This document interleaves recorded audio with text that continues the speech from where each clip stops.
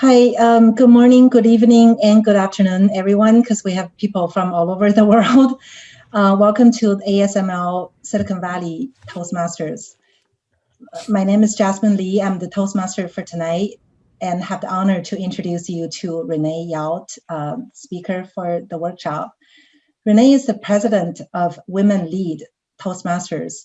She's been with Toastmaster for 6 years and won the first place of evaluation contest in District 101's Fall Fusion 2020 and many other contests. Without further ado, let's please join me to welcome Renee Yao for her workshop titled Evaluation, Who Cares? Thank you. Thank you, Jasmine. All right, can you guys see my screen okay?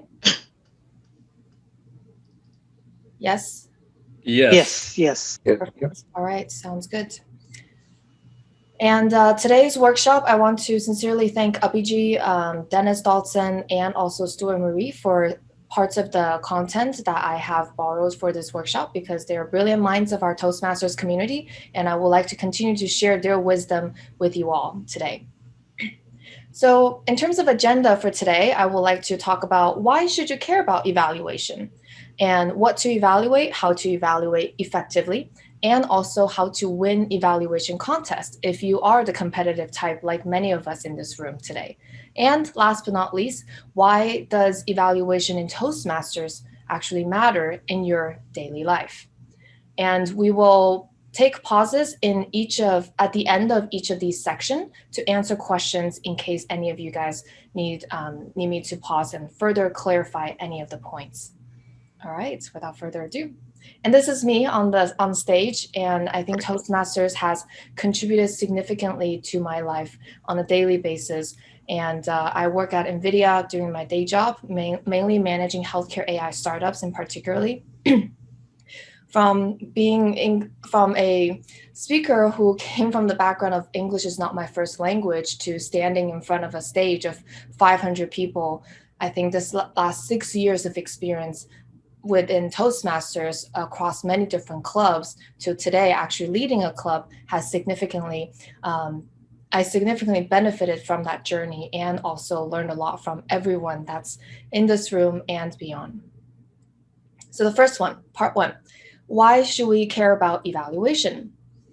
There are many, many benefits in terms of evaluation. First of all, is practice active listening. And when you're listening to a speech, practice active listening. Active listening is something, for example, if you were to pause the speech right now, you will be able to regurgitate right away and be able to say that, okay, this is what the speaker is actually talking about. That's actually active listening. And the second part is learn from the members. Any members that are presenting a speech, they came prepared with a message, and you will be surprised on how many lessons that I have actually learned from the members. The third one is provide actionable next steps. For those of you who maybe have already taken on being a mentor role in your club, or maybe have other mentees in your life, you will quickly learn that actionable next step is really important. Sometimes you might be giving them advice that they quite frankly just don't have the skill set to act upon right away. Or the feedback that you provide, honestly, they don't care and they don't find it exciting enough that they want to act on. So how do you provide actually next step or feedback that they want to immediately make a difference? And sometimes you can immediately see the speakers make a difference right in that evaluation session, and that's quite rewarding. The fourth one is build trust between you and the speakers. And in this virtual world, I think it's even more important to be able to connect with every one of the people that you see in a virtual Zoom environment. The more that you feel comfortable sharing about yourself and also empathize with your speaker, that very much goes a long way. The last but not least is after you build the trust, then you will be able to provide a safe environment for everyone to grow together. And this is especially for those who are even more ambitious about just coming to Toastmasters and do speeches, those who want to become the leader of the next generation, those who want to build a whole community where no one really reports to you. You are not passing out salaries for them to be motivated to perform the day-to-day task. How do you come to these meetings and everyone want to rally behind you? And that really starts from a safe environment. I'll pause real quick to see if I can answer any questions. That's the first part of part 1. No? Okay, I'll keep going. Part 2 is, so what to evaluate? This is a chart that I believe Dennis Dodson and BG also both shared. There's a lot of things that you could evaluate. For example, vocal variety. Is it fast, slow? Is it loud or soft? Is it high pitch? Is it low voice? Like, those are all vocal variety that you could potentially evaluate. And then the energetic tone or audience awareness, gesture. And for gesture, there are a lot of people sometimes in speaking, especially, they might be doing gesture that just doesn't quite make sense. Like, why am I doing this? Maybe I'm nervous. Do I really need to do this? Do I really need to look closer? And with my eyebrows, one way or the other, there are some gestures sometimes the speakers, quite frankly, didn't know might just be a little weird. So as an evaluator, in a very positive manner, if you could share that with them gently, that could potentially help the speaker to improve. Props. Are there any props that are absolutely necessary, or are they distracting? And clarity. Is the message clear? Pauses. Are the pauses used effectively, or is it actually a show of nervousness? Opening and closing. Sometimes there are some brilliant writers in the room that they can open their talk and end with the talk full circle, and also throughout using metaphors and a lot of different analogy to be able to tie the beginning and the end together. Those brilliant writers spend some time thinking through that, definitely prompt a very good evaluation, at least give them a good compliment to say, great job there. And of course, preparation. From preparation perspective, there are folks that would, like come just mainly memorize a script, and they haven't fully internalized it. And with that, sometimes you could even encourage them more to practice a couple of times as well. And of course, from the content perspective, is it very upbeat? Does it give you a roller coaster effect? All of those things could be part of your evaluation. Comfort. How comfortable are they in front of a camera?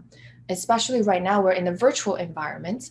And for me in particularly, I learned from Lindy, another semifinal, another second place winner of one of the international speech contests. She ran a workshop this last week, and I found out that my eyes, when you feel like I'm actually looking at you, is actually a little bit right beneath the camera itself. So this is actually me looking at the camera, and this is when I'm looking a little bit beneath that. You will feel a slight difference. So the sensitivity of how you actually look at the camera can provide a different comfort level for you, the speakers, between the speakers and the audience.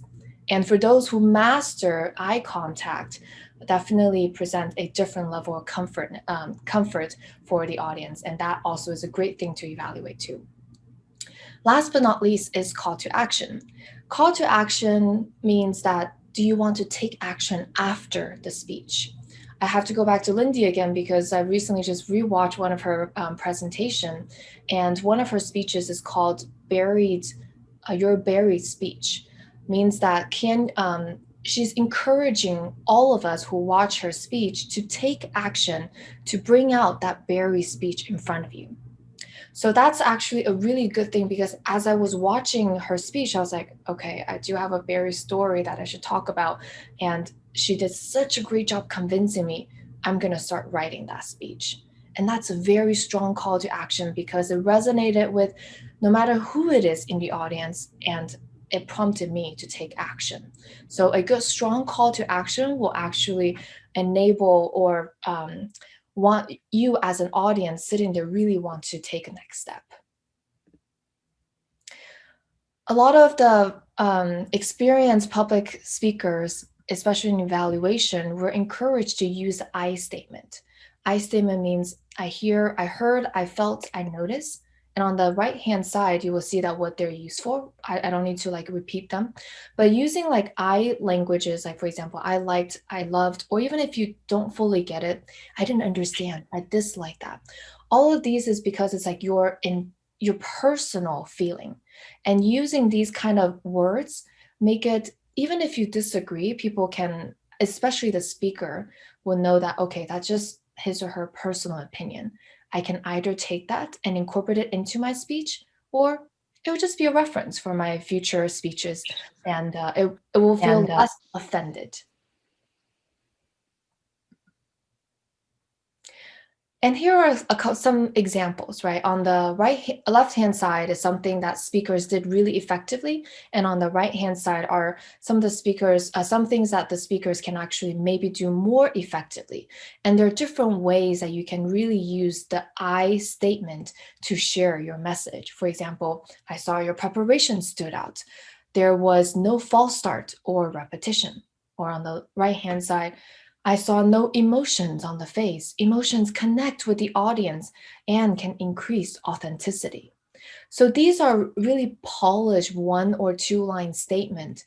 If you have the time before a speech contest or evaluation contest and just write out a couple lines like that for each of the categories right here, how would you usually talk about it? Because if you practice it that way, especially for those English is not the first language, it can really help you because you almost have like a memorized script and be able to deliver your key point with minimum words necessary. Some of the don'ts. For the opening, a lot of us love to stand in front of the stage to say, oh, you drew us in with da da da. Or that was a great speech. I love your speech. Wow, what a wonderful speech. I think as many of you guys probably are smiling or laughing and say, okay, that's actually me. And in fact, I made the same mistakes many, many times. It's until you're on the judge's side, you realize, oh my God, everyone says the same thing. You immediately know, okay, I'm not going to say that anymore because I just sound like everyone else. And honestly, if you only have 3 minutes to convey your points, why throw that in and take up 15 seconds of your time, right? And just go right in with something that's very constructive, insightful, informative. And during the body paragraph, the feedback paragraph, there's a lot of people like to use, say, better use the stage or stand up and speak. And okay, I will go into every one of these a little bit more in details. For example, use the stage. Usually when you're in a contest environment, right? Most people, if they have at least been in Toastmasters for a couple of times, they will likely be fully aware of how they use the window in the Zoom environment. And pretty much most of them have already mastered. And it's unless like someone really just left the screen or very much in your space that makes you extremely uncomfortable, then perhaps jumped into say a little bit more about using the stage. And plus, hopefully pandemic will end soon. And in a lot of the actual speech contest, they have a stage and they have an area that actually is marked to say that like how they can use the stage. Brilliant speakers are able to just be very familiar with their body actions and where they are on stage. So sometimes just mainly saying that like use the stage better without going to specific details on how to improve could potentially not add to the points that you will need as a contestant. The other thing is stand up and speak. I am standing up because I'm this is how I can actually best deliver my talks.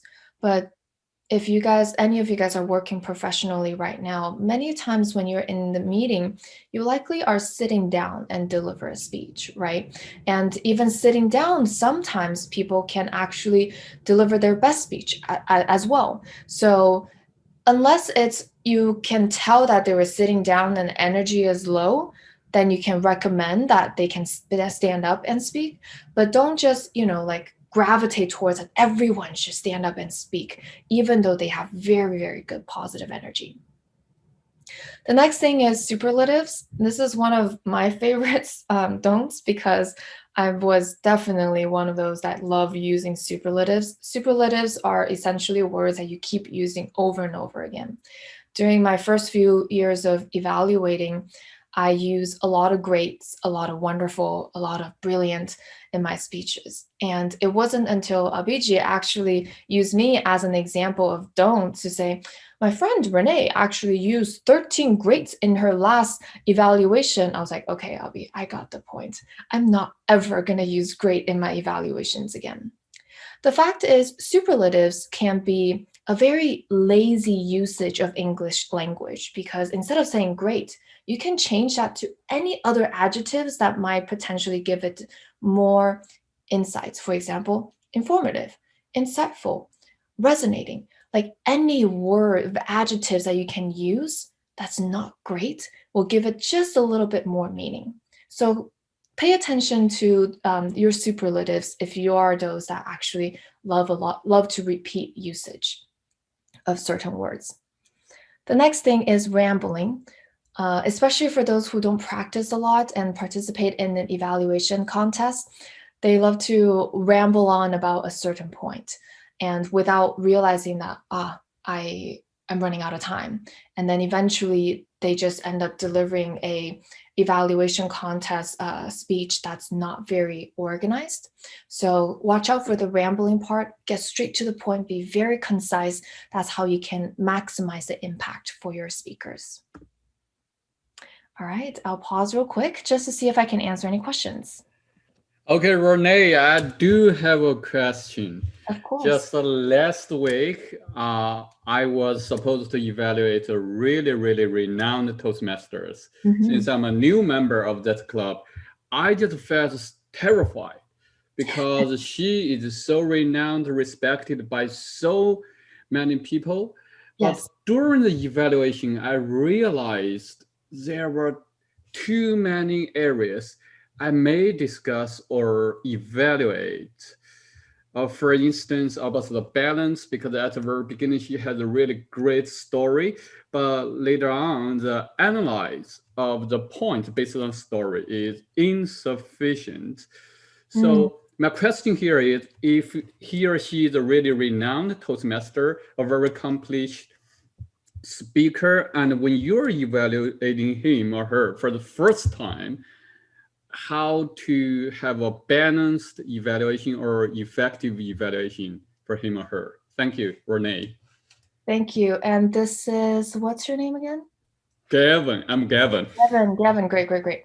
Gavin, I can't even pay you well enough to help me transition into the next part, because I think my next part, how to evaluate effectively, there's one slide specifically about how to evaluate perfect speakers. If you could just maybe wait 1 or 2 more slides, I'm going to get right to it. Does that sound good? Okay, sure. Okay, I'll let you know my experience when I evaluated Dennis Dodson, who I consider as one of the most brilliant speakers in the Toastmasters community. Okay, so I'm going to keep going, and then I'm going to come back to answer Gavin's question right away. So how to evaluate effectively? During the speech and during the evaluation, I'm separating them from the left and right. So on the left-hand side during the speech, number 1 is pay attention. For me, I like to write down what I call the golden nuggets, which I will tell you why later. What that means is, like, for example, if this brilliant speaker is saying something that I consider a golden nugget or tweetable, because in a tweet, it's 140 characters, right? You can't write a lot. If it's not like a long sentence, it's a very short sentence. I have a dream. For example, that is my golden nuggets, right? I want to write that down because as towards the end of the 5 to 7 minute speeches, I want to have a couple of golden nuggets which I can use as specific examples in the good portion of the evaluation. And I will tell you about the good portion in the following slides in my template. The second thing is about taking notes. So write down the keywords. And when you're taking notes, try not to just listen and type everything that the speaker is actually talking about, because that actually, you're not really actively listening. Instead, if you can listen and then type keywords, okay, she talked about, Lindy's speech was about Barry's speech. She talked about she was an orphan. Okay, orphan. And I just write one word to remind myself that during one part, she talked about like she was an orphan and trying to find family members instead of not like writing her entire speech. That's how I would take notes. So that's the second part about taking notes. The third thing is observe the audience. When you are an evaluator, instead of just like the audience member of observing the speaker, like everyone else, because usually the speaker will be spotlighted and on the screen there's only your speaker there. I recommend any of the evaluators to turn that into more of a grid view so you can see all of the audience member. Are the audience actually paying attention? Do they have any movements, or are they yawning? Or maybe they just listened for a little bit and then just got distracted. And when do they make those movements? That's where you could potentially also leverage for your key points as well. Then the next thing is empathize. Does it relate to you or your loved ones? For example, if I were to go back to Lindy's speech about your buried speech, and she talked about she was an orphan. I'm not an orphan, but it doesn't mean that her message doesn't relate to me, right? I should empathize with her. And how do I empathize with her? Okay, she's telling me that it's a tough part of her life that she's sharing with me. Do I have any tough things that happen in my life? Yes, I do. And just think about what it took her to actually tell the darkest secret in front of a camera, in front of millions of people that she doesn't know. That's the courage that not a lot of us have. And see, that exercise that I just went through will happen in split seconds during an evaluation if you practice enough. So empathize with the speaker, even if you haven't gone through losing someone to cancer or anything like that, but the message is likely something that you could feel somewhat relatable. And then during the evaluation, give very specific examples, which I will go into in the next slide a little bit more detail. Do not summarize a speech. We've all heard the speech, and no one really needs to summarize a speech if assuming everyone's paying attention. And do not rewrite the speech. So for example, Galvin earlier mentioned, oh, that person is a brilliant speaker, but I feel like his conclusion is not conclusive. It's not our job to rewrite the speech. We don't have to help them write a conclusion. And maybe the speaker is just more of a poetic type, wants to end the speech in a more open-ended way for us to be able to conclude in a way that no matter what we want, depends on our experience, we can conclude it however way we want it. So do not rewrite the speech.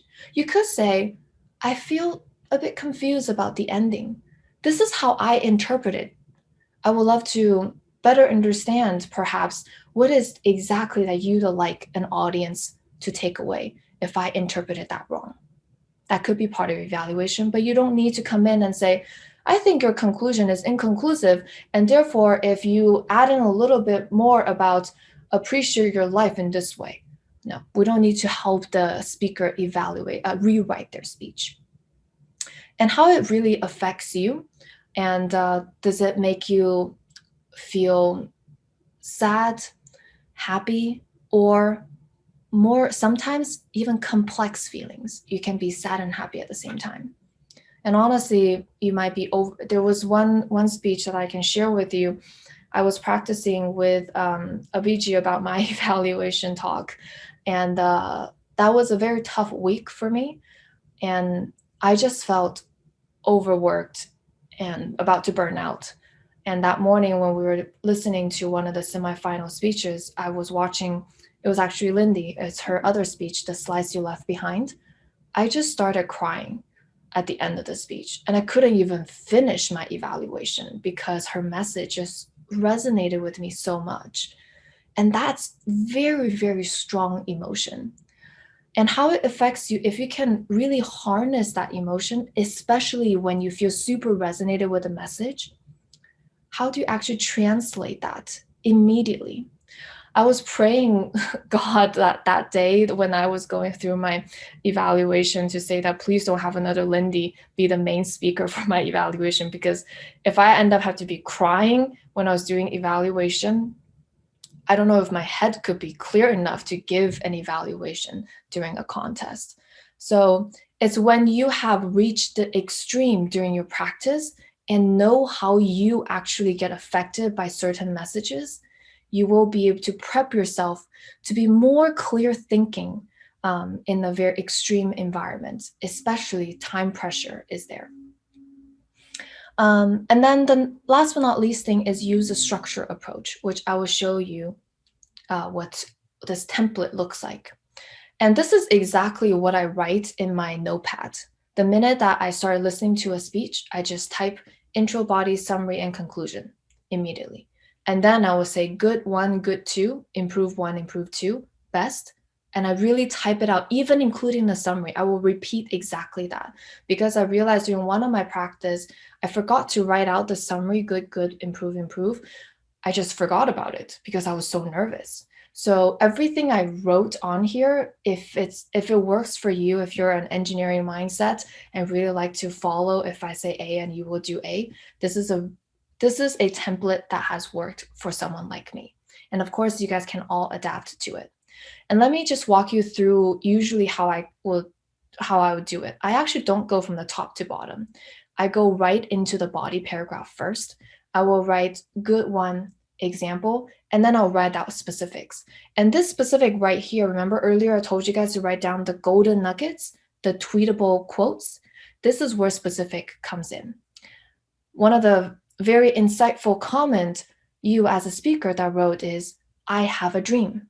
See, I have a dream is a golden nugget that you gave us specific examples.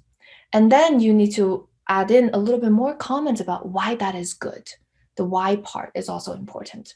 So this, when I say specific, it includes golden nugget plus why. Then you write down similar things for 2, and then improve 1 and 2. And improve, I highly recommend you say improve instead of negative, because sometimes, or bad, you might think, oh, the opposite of good is bad. Why Renee, are you writing improve? Because we want to be more positive when we're giving this speaker feedback. And instead of saying that this part of your speech is bad, say something like, this is how you could potentially improve your speech. And here are 2 examples, right? So that's a little bit more encouraging. And then, and on the best part of your example, sometimes people like to say the best part of their example is their key message, and that's great. So after you write this out, it usually will take me, for those who have never participated in an evaluation contest, you have 5 minutes to prep. So that part probably would take me about like 3 minutes.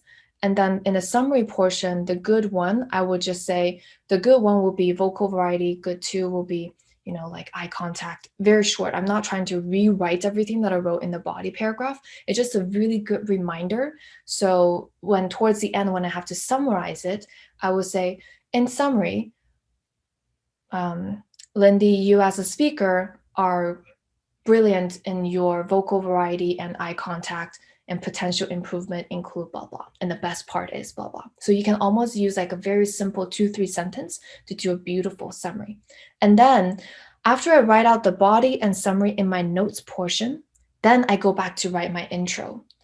And intro, I specifically write out how it relates to me, because I don't want to open with the intro to say, wow, that's a brilliant speech. Instead, say something more like, Lindy, your story of the buried speech, or your story, the slice that left behind, resonated with me because I am always very sheepish of sharing the darkest secret, and your bravery have shown us the most important part about blah, blah, blah, blah, blah. Just to give you an example. So how does it relate to me? Open with that is extremely strong. And then when during the conclusion part, I will write the intro and then write the conclusion, because I like the conclusion be somewhat related to my intro. So then I will say something that, Lindy, because of your bravery of sharing such a dark secret on this stage, I decided to write my own speech and share a part of me with the audience. And that's the action that it drove me to do. So that's how I usually will leverage this template. And every single time that I do evaluation, I always go back to this template. All right, I'm gonna pause real quick before I go right into winning an evaluation contest and how to evaluate a very good speaker or a very terrible speaker. I'll pause real quick just to see if anyone have any questions. Renee, I do have a question. This is Dean. Hi, You Dean. were saying that you wanted to tell people to improve by giving recommendation, but you don't actually want to help them write a speech. For example, you said you don't want to tell them that they didn't have a conclusion. So what's the difference between giving a recommendation and telling them what to write for their conclusion? Can you expand on that? Thank you. Yes, absolutely. I think for there are certain parts that if the main message that the original speaker has already decided this is the way that we're gonna write it, in your recommendation, instead of like just rewrite the story to be something else that, you know, like, oh, I don't know, giving examples, my favorite sports is I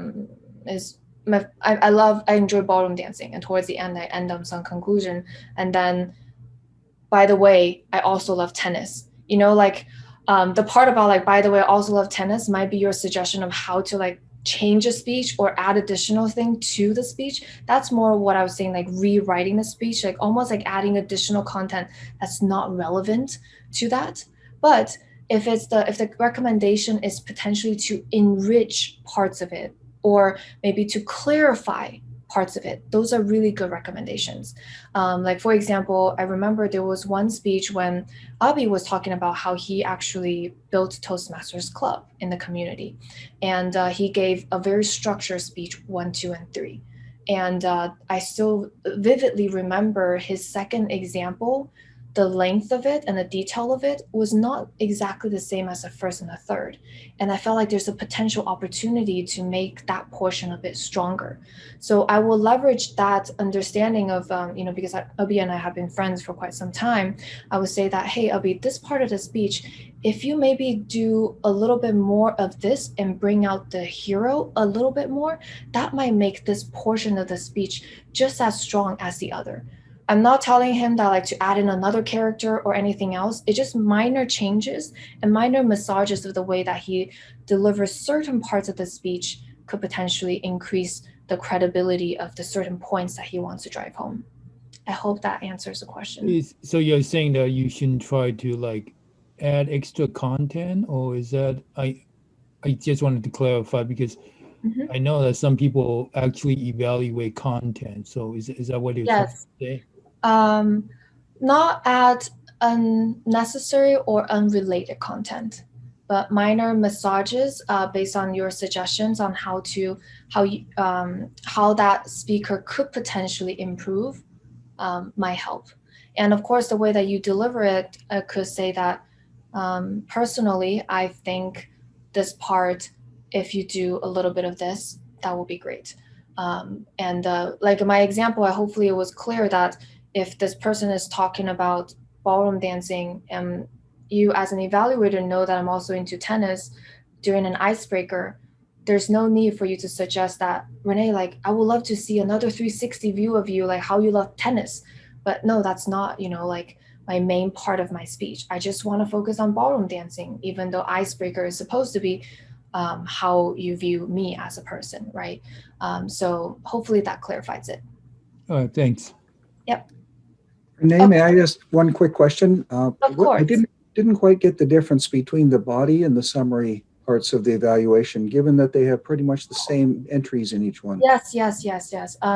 So body is more like you will write out more specific details, and summary is just kind of a reminder. So usually I would, when I deliver a contest, right, I would say, "Hi, Lindy, your speech," and then do all of the introduction, and then talk about the body, and then go into specific about like the good one example, good two example, improve, and really spell it out to say, this is really well done. Your vocal variety is really well done. Specifically during the part when you say, I have a dream, your increased vocal variety really shown us the importance of that part during the speech and brought out the key message, right? And then in summary, I would say something like, I would just put vocal variety as number one, is as a reminder. So after I finish delivering like the body portion of the evaluation, then I would say something like, in summary, Lindy, you did a great job in, sorry, that's superlative. You were brilliant at using vocal variety and something else, and without have to go into specific details. It's just a gentle reminder, because sometimes depends on how you write the notes, the body portion of the notes could be quite lengthy. And if you haven't fully memorized your evaluation speech during that 5 minutes preparation, you might want something that's pretty quick just to remind you on that. Okay, focus on vocal. In summary, Lindy, you did a great job in vocal variety, eye contact, potential improvement include 1 and 2. So it's just more of a gentle reminder. Okay, thanks. I didn't realize it was just a summary of what was already in the body. Okay, yes. Thanks. And the summary should always be summarizing what you have already talked about and not including new things. Okay. So not everyone are into contests, I understand, but for those of you who are ambitious and love to win prizes like me, how do you win an evaluation contest? There are quite a lot of things that are similar and different between just a normal evaluation speech that you give during a club, at a club level, and there's some like differences. So I like to talk about the first part, that's practice, right? Practice, for many of you who already have a regular Toastmasters meeting, do sign up for evaluation role so you get regular practice over time.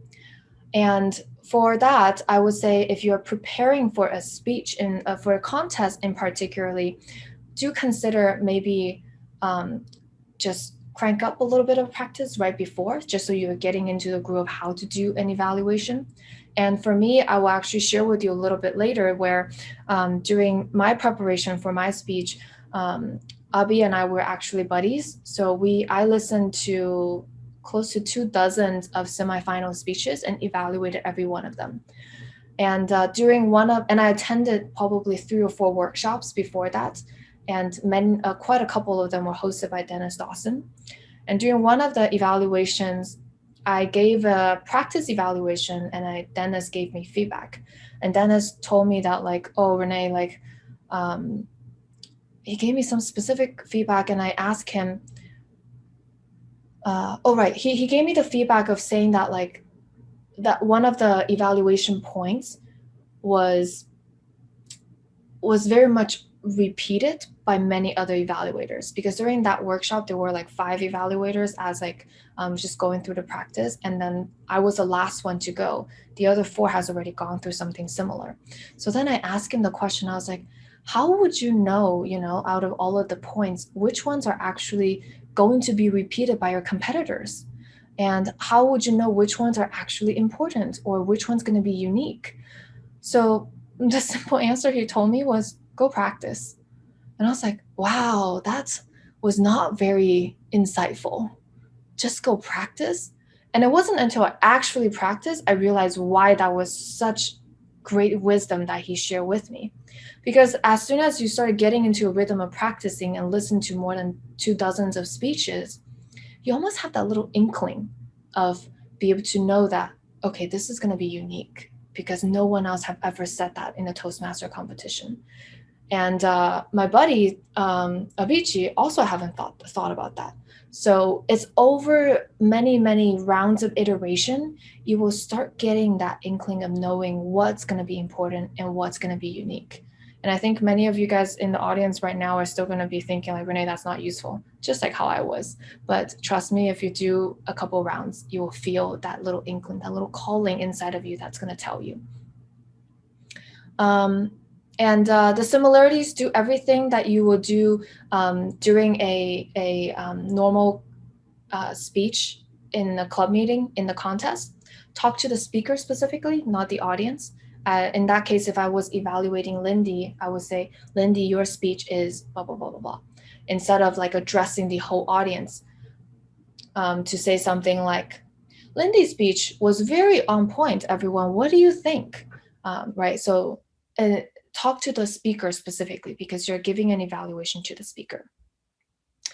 And the last but not least thing is like giving real feedback. Those are all similarities. And if you have been in a Toastmasters like for 6 years like I have, there will be evaluators that always just give you the same feedback like, Renee, that's a great preparation, without anything else of how to also like give me additional feedback on improving. Or they will just say, Renee, you're such an advanced speaker. I can't really find anything else for you to improve. That's not really like really real feedback for me, because there are things that you could find no matter how experienced a speaker is. Then the difference in the contest is that it is a speech.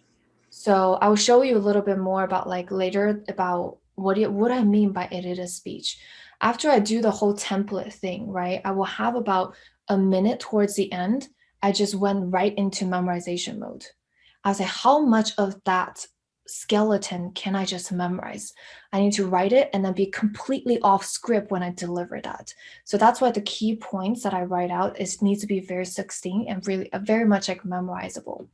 And that's when I can also make it more of a speech and adding humor and adding vocal variety in evaluation.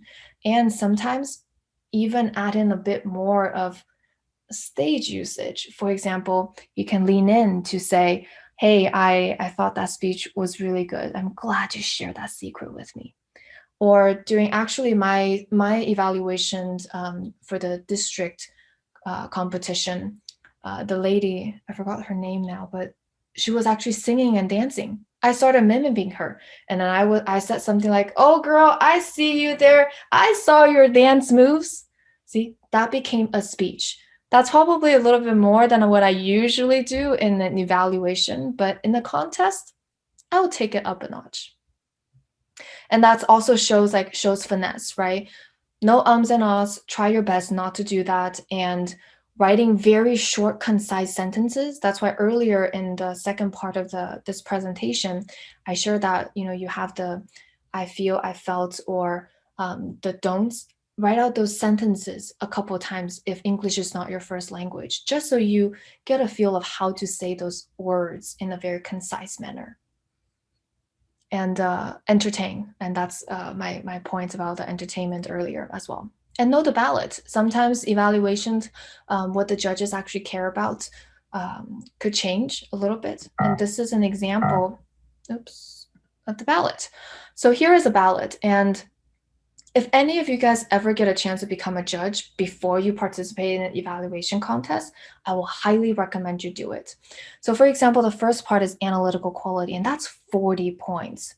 And that means like how unique are you compared to other evaluator contestants when you are giving the insights. And that's where earlier I mentioned practice comes in very, very handy. The next one is recommendation, positive, specific, helpful. That's 30 points. And when you are delivering the recommendations, do you have a smile on your face? Are you looking at the camera? And even that, sometimes you can make the judges feel a lot warmer and then think that this contestant is actually a lot more positive. Next thing is technique. That's 15 points. How does it relate to the evaluator? Make sure it's something that you suggest or any of the recommendation is actually relevant to that speakers. Sometimes I will run into some of the speakers that actually just have a very strong accent. And if one of the recommendation is to ask that person to fix the accent, it's not an immediate thing that could be fixed, right? But if you were to say, leverage your accent to your strength and maybe during this part of the dialogue and use certain parts of your accent, that could potentially bring out humor. See, that's a very brilliant way of using someone's potentially weakness and turn that into a strength. And something like that could be considered as a technique and how observant you are as an evaluator. And then last but not least is summarization. It's 15 points. And back to earlier, one of the, I think, gentlemen asked, what's summarization? Why does that look the same as a body paragraph? I have to write that out is because early on when I was doing my evaluation, I totally forgot about the summarization. I just forgot about it. I just concluded. I went into body paragraph, good, good, improve, best, and I summarized. And I just lost 15 points. So that's why I always make sure I still have that summarization portion and summarize what I have already talked about. And if you end up participating in the contest, you're usually benchmarked against 5 or 6 contestants. So how do you actually stand out? A couple of things here that I talked about: memorize it, eye contact, smile, stage presence. Do not go overtime. That's another thing. Sometimes some brilliant evaluators end up going overtime because they're just so in the zone. And this is a ballot. Let me just walk you through how the judges think, because I was a judge at once as well. And I will write down their names. And then if you are the first contestant, right, I usually write down the points. And that's kind of my initial benchmark. My next one, I honestly just benchmark the second one against the first one. And then I have to evaluate. I was like, okay, how does that speaker make me feel? Do I want to give that person a higher point or a lower point? We're all human. The only way that we can benchmark anyone is to compare to the previous one, right? So can you actually leverage what you have to make sure that you stand out? Any of the leverage that you can potentially have. And think about if you're the 5th one and everyone else before you have used something about, oh, your eye contact is bad. And you come in and say, oh, your eye contact is bad, right? So that's something, how do you bring up your uniqueness and compared to other contestants is definitely worth thinking about. So how do you practice? Go to regular Toastmasters meetings and participate in as many regular evaluations as possible. 1 to 2 weeks before the competition, buddy up with someone and look up Toastmasters YouTube videos. Every day, listen to 1 to 3 speeches. And then as soon as the speech ends, after the first speech ends, time yourself 5 minutes, take notes, memorize it, present it to your buddy, and compare notes with your buddy just to say that, like, how does it work or not? And at least this has got me the first place working with Abhijit. I have to thank him very much. And I hope many of you guys will have your own process. If you don't, try it out and it will surprise you. How do you evaluate a bad speech? Meaning that, like, you know, this person is a bit, like, oh my God, this person clearly didn't practice. He didn't memorize it. Speech was all over the place. I can't focus. I can't resonate. Bad speech, right? First of all, calm down. When you're an evaluator, calm down. And then the second thing is try to make sure you change your perspective. Respect that all speakers came from different backgrounds. And I'm saying that is because if you were to evaluate my speeches 6 years ago, you will consider me as a bad speaker as well. And just remember, everyone came from a different place. And then the next one is you're not here to judge, but to help them. So as soon as you change your mindset, then think that you are providing feedback potentially to a younger sibling or mentee. That mindset change helped me a lot because I want to see my siblings or my mentee be successful, and what can I actually help them? Then the next thing is focus on the good parts. There will be at least 1 or 2 things you can talk about the good things first, and then select a maximum 2 things for improvement and really show them how it can be done. So how do you evaluate a perfect speech? The first thing to do is also calm down. When I was asked to evaluate Dennis Dawson's speech, I was like, oh my God, I'm not going to be able to find anything. I was honestly freaking out. And then afterwards, I was like, okay, there must be something. He's not a robot. He's human. There must be something. So I had to calm myself down to evaluate someone who I consider as a perfect speaker. And then you ask the hard questions. How did that person make you feel? what was the speaker feeling? And Dennis at the time, he delivered an evaluation speech, and that must be his bajillion times delivering the same speech. I was trying to feel, how does he feel at the time? And what was his key message? Was it really actually organized? I consider Abhijit as a very good speaker, but then I really looked in depth in terms of his 3 structure. Is it actually very much organized and in symmetry, or can one part be popped up a little bit more? And why was that impactful? Also, another thing you could think about is, at a party, what would you describe the speech? Because this thing is, this part will immediately let you know if you only have like 30 seconds, what do you care about the most about this speech? And then if you were to do this speech yourself, how would you do that differently? That also helps as well. And also, did the bold choices in the speech actually work? Sometimes some of the jokes didn't work, and maybe you don't find it funny, and it's okay for you to say it's not funny. So ask a lot more of the harder questions, then you will be able to bring a lot more insights into evaluating someone who you might consider a perfect speaker at the time. Then I'll end on my last but not least portion is, why does it matter in your daily life? First thing is, I think participating in evaluations in Toastmasters have tremendously helped me as a person to grow. I now, after watching many dozens of speeches, I figure out the best way to deliver a message and a speech that works for me. And I saw a great variety of them. And also, I realized what message actually resonates well with me. And sometimes they could be delivered a little bit differently.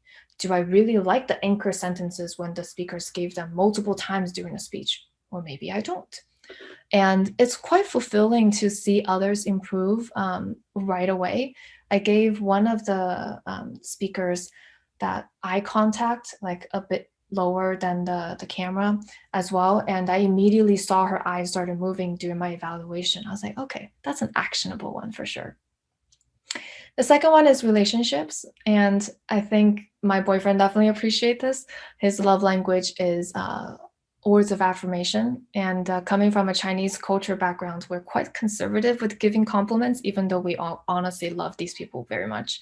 So, but evaluation have really helped me to lead with, hey, the good things first and then improvement. So I always remember to compliment people first. And then the next thing is how to deliver the negative feedback with skills. Not negative, just potential improvement. And then the next thing is you actually see your loved ones take action, right? And give the actionable feedback that they feel like it's feasible to do. And then last but not least is actually the work environment. I now listen and comment on what matters because I'm now trained in a very stressful environment and can be able to pull out the big rocks instead of the small sand. I really have developed a skill set to focus on what matters in a quick conversation with anyone. And then next thing is master giving your superior feedback. Have you ever thought about how would you give your boss feedback? And that skill set in terms of evaluating perfect speakers comes in quite handy. And also, how do you master giving underperformer feedback? That one takes pretty tricky, especially those maybe that have like high ego and don't really want to listen and never want to change anything. How do you actually tell them evaluations or give them feedback that they will take actions on? So this is why I think it matters in all of our lives. And I hope during your journey in Toastmasters, you will also find that evaluations absolutely matters a ton. And mastering that skill set will take you a long way. And quite honestly, when I was preparing for evaluation, my boyfriend was like, what is that? What contest is that? It's not even a speech. You're evaluating someone else's speech. And I was like, oh, believe me or not, that is even harder because I don't get to prepare. I actually have to listen and deliver an impromptu speech, which is very hard for a non-native English speaker. So he eventually got the point. And I hope all of yours journey will be as fruitful and enjoyable as mine. And now I will open for any questions. Yeah, Renee, this is Dean again. I got a question. I know in the evaluation contest, they put you in a room. Have you ever been like last or next to last? And what do you do? Yes. You can't really prepare, right? You're kind of freaking out, stuck in there. What do you do to calm yourself?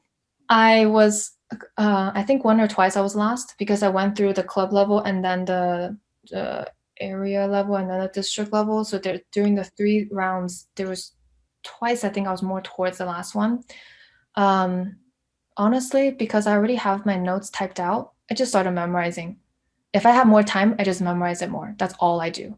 And your contestant will, the main person, the sergeant at arms in there, he will ask you, you cannot turn off your camera, you cannot go anywhere, you cannot like type out your notes or anything else. I was like, okay, my hands are here. I'm not doing anything. I'm just going on in my brain. I was like, I'm gonna memorize everything. That's honestly what I do. And that calmed my nerves because I'm doing something. I'm not thinking about anything else. But earlier when I was talking about practice, right? And then I was lucky that I was able to win the first 2 rounds. And then I'm paying Abiji. I was like, Abiji, what if the next round I'm going to be the first to go? I will honestly only have 5 minutes. I'm not going to have enough time to memorize anything. And he was like, Renee, don't worry. Let's practice.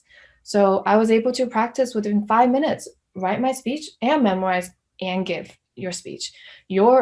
We are a machine. You have no idea how powerful our brains are. So just use it. And that's my recommendation for you. Thank you. In this classroom thing, whatever Harry talked about, is it related to the contest, really the speech contest? Yes. So this workshop specifically, I do wanted to introduce what is evaluation for those who maybe are first timers here. But the majority of the second parts of it is more tailored to those who want to participate in Toastmasters contests, because this is the contest seasons. There are many, many contests coming out. Okay. A lot of us are participating in evaluation contests or international speech contests, humorous contests. Take a look at the webpage. It's quite a wide variety of things. I would highly encourage you guys to take on at least one of them because you will find yourself just improve tremendously in a short amount of time. Okay. Sure. Any other questions?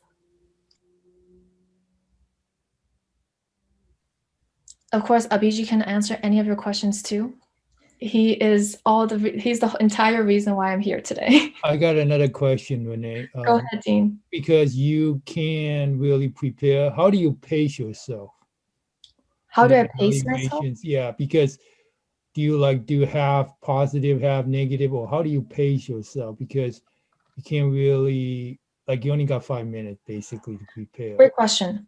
Very good question, because during my evaluation contest, at the beginning, I was trying to go 3 good and 3 improve. And over time, I just realized I don't have time. And then so I changed it to 2 good and 2 improve. I also tried to write it out to say 1 sentence of how good it is, why, what is good, the golden nuggets, why is good, go to the next thing. You don't have a lot of time, honestly. So that's why every single preparation for your speech within the time limit that you have needs detailed preparation. Actually, when Abiji and I would practice the beginning part, the intro part, how does it relate to me? He will time me. He will be like, Renee, your intro part is 1 minute. It's too long. Let's reduce that down to 20 seconds. That means the beginning part, when I say, Lindy, your orphan story was great. How does it relate to me? That whole chunk, 20 seconds. That means you have probably maximum 3 sentences to say there. So as you can imagine, the more that you practice, you started getting to a rhythm based on how many words do you speak a minute, how many sentences can you fit within the 3-minute window. And trust me, this is such a useful skill at work. Right now, no matter my boss asking me anything, 3 sentences is my answer. Always on point, never derail. I'm just mastered at answering questions spot on and give relevant information when needed.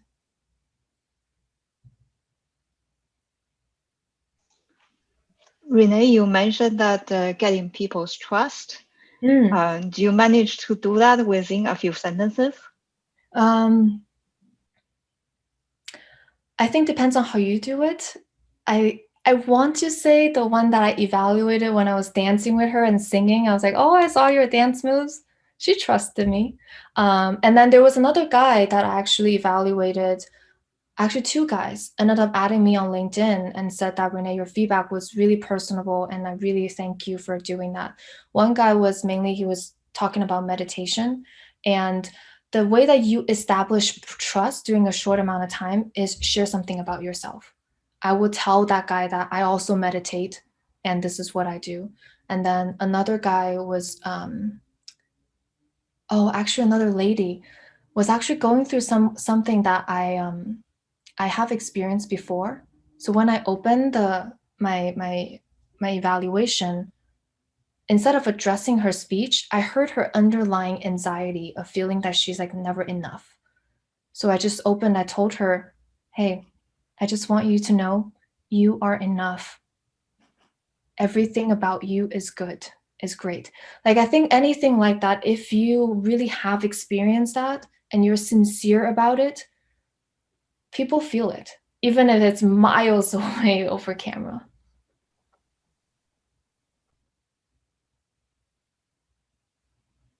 Any other questions? I know we're over time. I'm happy to stay longer. I'm so sorry for being late. Hi, Renee.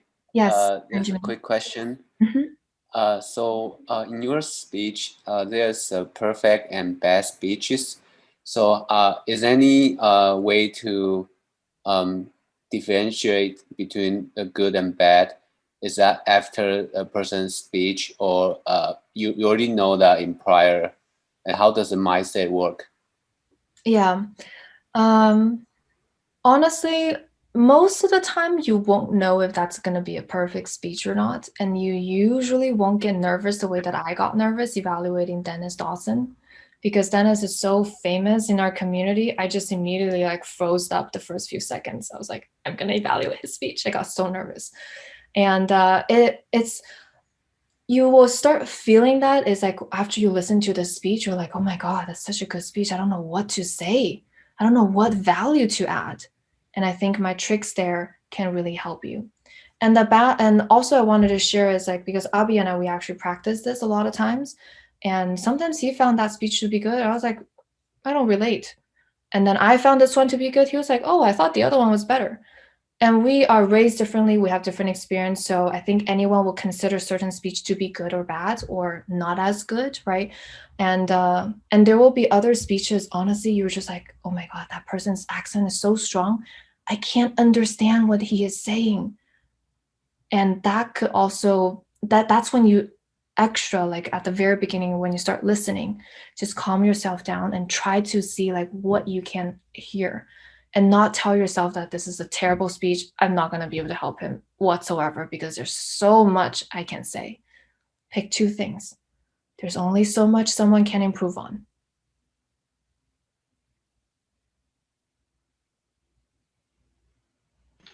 Gavin, you're muted. I think Gavin is delivering a speech Gavin. to his audience. He mentioned that he's taking a phone call. Oh, okay. So any more questions? Arnie, is Arnie here? I saw him raising his hand before. He already asked questions. Yeah. I see. I do have one thing I want to address is about the virtual environment. For those of you who are going to be participating in the contest, especially, please listen to this following advice. When you are practicing memorizing the speech, right, you'll be speaking right into the camera. And at the bottom of that screen right there, you will actually have your little screen to have the timer there. And if you can somewhat maneuver the Zoom meeting to have the speaker right next to it, just put those two windows right there, and that's it. And if you don't manage to get the speaker there, don't worry about it. Do not freak out and just speak right into the camera and know that the speaker is watching you intently. And that's all you need to know. And deliver your evaluation as if you're delivering a speech. So that actually I had to learn it the hard way because I kept on trying to look for my speaker. I was like, oh, I can't see her facial expression. You can't, unfortunately. So treat it as it's a speech. You're going to speak right into the camera and that person is looking at you. But make sure you have the timer there because you don't want to go over time. As soon as the yellow sign shows, you need to start thinking about summarization. Otherwise, you might go over time. I actually have one question. You mentioned about if next time you happen a speaker that actually will make you cry, it will be out of your comfort zone, and what would, if that would happen, what would you do to prepare for that? Because that would be your limit, right? That's your comfort zone. I would definitely say practice. Number one is the more you practice, the minute that you hit that speech, it will change your life. The minute that you realize you can't control your emotion, you will know that this is the stage you're in now. And then you will start learning how to harness that energy. So the part is, there was another speaker that it's after Lindy's speech that made me just cry, like full on, like a baby crying. The other lady, she talked about mental health, and it definitely resonated with me really well because my best friend is going through some alcohol problems due to pandemic, and I started feeling that my nose started having some feeling I'm about to tear up, and I have to really just like, I'm going to take a deep breath. I'm not going to cry right now. But you can actually see the tears in my eyes. I just like let it went with it because that means like this speaker resonated with me. I should use that to my advantage, but don't just like full on crying, and know how to harness that and still be real with it, and also be okay with showing your own vulnerability. Because after I delivered that, Abby and two of my other colleagues, they immediately pinged me. They were like, Renee, did you just cry? I was like, yeah, guys, I can't help. It very much resonated with me. When something hit that hard, when everyone's going through something, so don't be afraid, and know that you will be able to harness that and be able to leverage that to your advantage if you are prepared. If not, then that day Abby watched me cry, and I was just like, Abby, gotta sign off. I can't say anything right now. My brain's not working. That was my first time, and later on, I knew how my brain works now. So, thank you. Mm-hmm.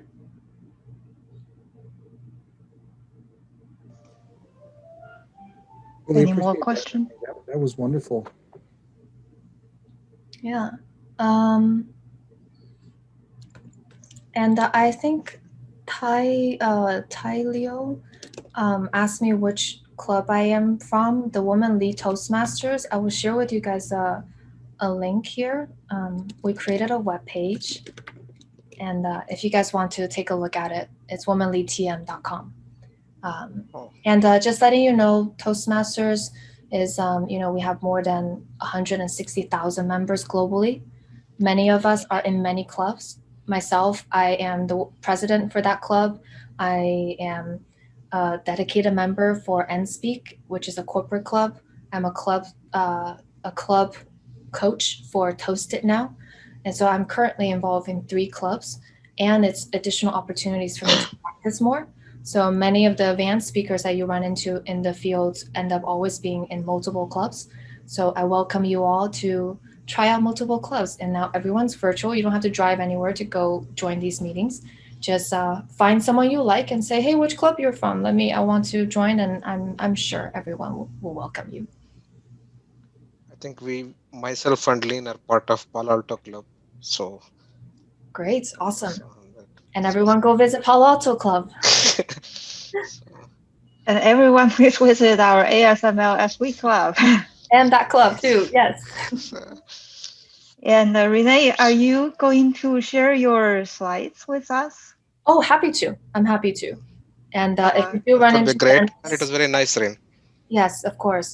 You can send it.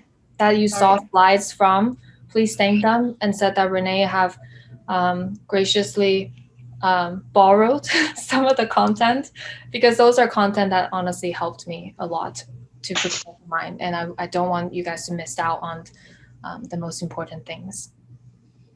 So well prepared presentations. Thank you, thank you. It is really nice. Yes.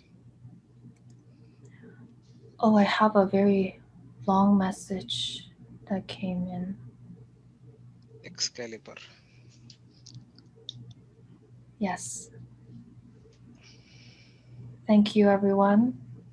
Sure. Yeah, thank you, Renee. I guess as and tweets are 280 characters now, no longer 140. Sorry, Oh, thanks is for the it? comments. You can put more messages, Yes, yes. more long sentences. I just think tweetable. Anything that you can tweet, right, is the golden nuggets. Yes. Sure. all right, I guess if no other comments, Renee, thank you so much for a very informative hour packed with Thank you. insights, advice, and a lot of things to consider. I don't know about the others. I felt a little bit overwhelmed, so I'm definitely coming back to the recording and watch this again when as soon as I get a chance. I did too. I actually consolidated three workshops that I went to into this one, because just in case everyone's busy, and I sometimes talk really fast as well. And that's why I put the slides together instead of just speaking. Otherwise, you guys won't have anything to fall back to.